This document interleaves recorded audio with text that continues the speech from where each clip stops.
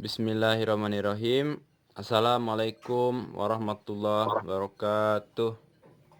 Di sini kami dari kelompok 7 mata kuliah Auditing 2 akan mempresentasikan makalah kami yaitu tentang manajemen letter dan representation letter.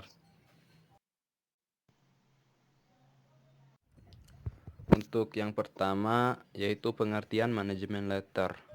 Manajemen letter merupakan suatu surat yang dibuat oleh kantor akuntan publik atau KAP ditujukan kepada klien yang isinya memberitahukan kelemahan dari pengendalian internal yang ditemukan selama pelaksanaan pemeriksaan, disertai dengan saran-saran perbaikan dari kantor akuntan publik. Menurut Whittington O'Reilly dan Court Penny 2001, manajemen letter adalah suatu laporan kepada manajemen yang berisi rekomendasi untuk perbaikan kelemahan-kelemahan yang diungkapkan akuntan publik setelah mempelajari dan mengevaluasi pengendalian intern suatu perusahaan.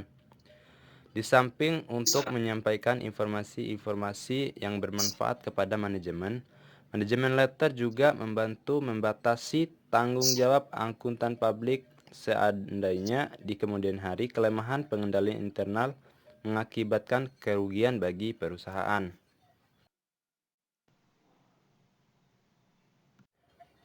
Selanjutnya, untuk mempelajari dan mengevaluasi internal control bisa dilakukan dengan beberapa cara seperti A. Menggunakan internal control questionnaires, yaitu daftar pertanyaan mengenai pengendalian internal. Daftar ini disusun sedemikian rupa untuk mengetahui sistem dan prosedur akuntansi dan operasional perusahaan, di mana jawaban ya berarti pengendalian internal baik dan jawaban tidak berarti pengendalian internal lemah. Untuk B, menggunakan flowchart atau bagan arus dokumen yang menggambarkan arus dokumen dalam memproses suatu transaksi dari awal sampai akhir dengan menggunakan simbol-simbol tertentu. C. Menggunakan naratif memo, yaitu penjelasan tertulis dari sistem dan prosedur akuntansi. Dari ketiga cara tersebut, akuntan publik akan mendapatkan suatu gambaran mengenai pengendalian internal yang ada di perusahaan secara teoritis.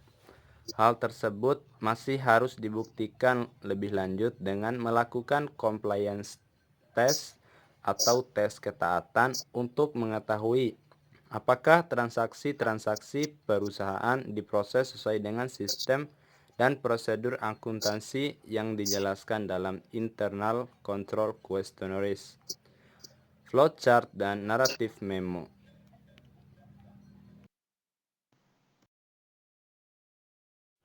Untuk selanjutnya, poin B, cara membuat manajemen letter yang baik. Dalam membuat manajemen letter, perlu diperhatikan beberapa hal penting agar dapat menghasilkan suatu manajemen letter yang baik dan efektif.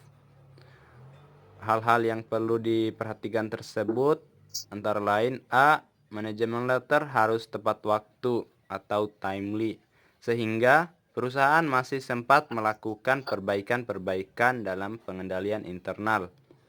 B. Manajemen letter harus berisi saran-saran yang bermanfaat dan bisa diterapkan. C.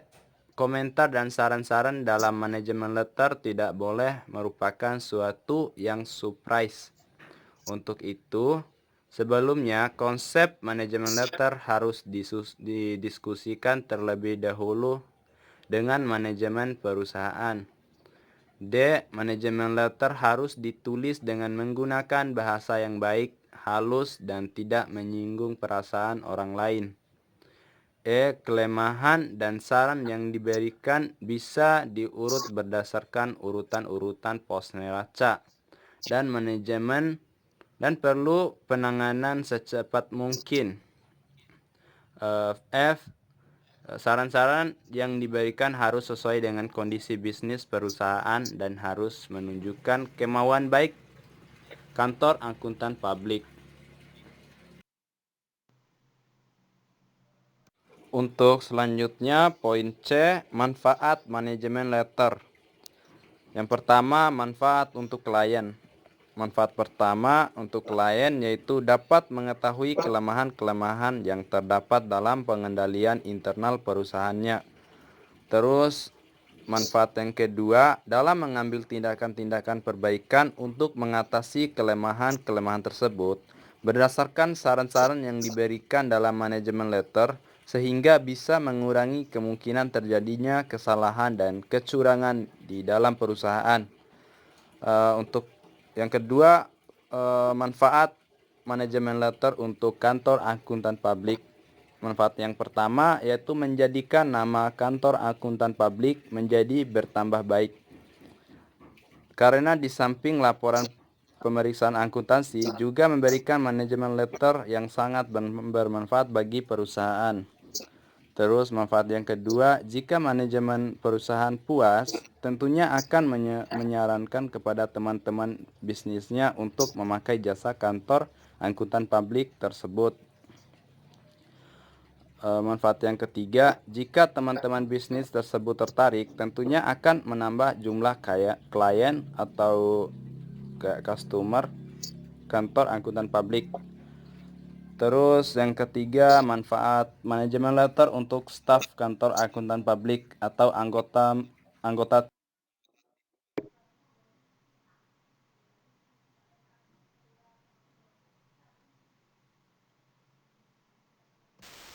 Selanjutnya yaitu Client Representation Letter.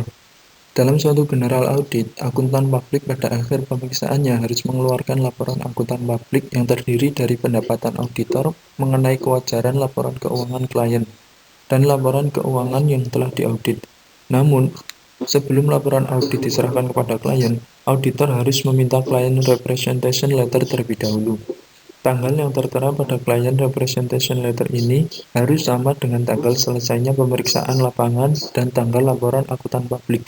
Client Representation Letter ini juga harus ditandatangani pejabat perusahaan yang berwenang seperti direktur utama.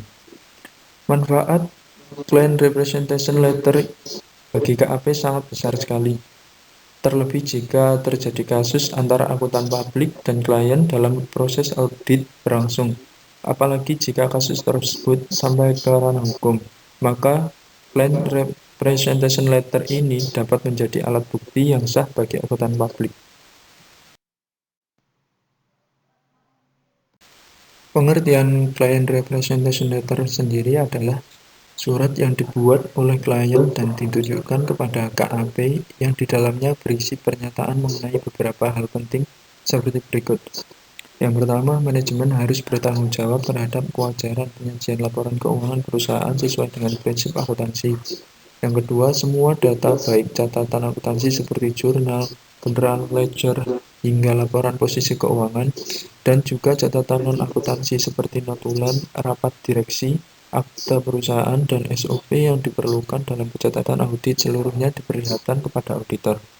Yang ketiga, lalu ada juga penjelasan mengenai pos-pos laporan keuangan, misalnya piutang yang disajikan di laporan posisi keuangan, semuanya bisa tertagih atau sudah dibuatkan penyisihan yang cukup.